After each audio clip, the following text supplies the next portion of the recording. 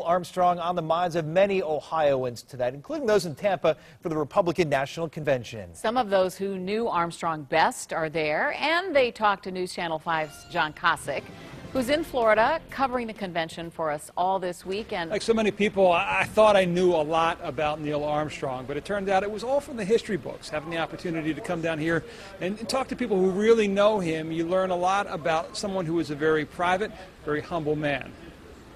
Senator Rob Portman keeps few pictures on his desk. One is of Neil Armstrong. Portman knew Armstrong well and told the story of when he asked the astronaut to speak at a Veterans Memorial dedication in Mason, Ohio. He said, let me check it out, Rob.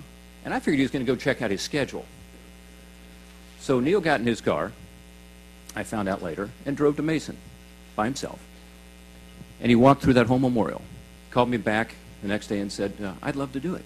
One condition, though, no publicity. He wanted it to be between himself and the veterans. One Ohio veteran who gets it is Tom Moe. Moe was a prisoner of war in Vietnam and lived in a cell next to Senator John McCain. What the Vietnamese communists wanted to do was to not only break us down, but to just demoralize us, demonize our country. There was nothing we could do good. So when Armstrong walked on the moon, they were told it was a lie. It didn't happen.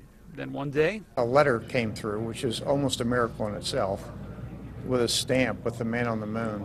It was so uplifting to us. They knew it was real, and it gave them hope. 2 years ago, Moe got to tell Armstrong that story, and thanks. I think it struck home to him that even reaching into a prison camp, the message of light of what our country is and what it can do to put a man on the moon, and it really was an inspiration to him, I think.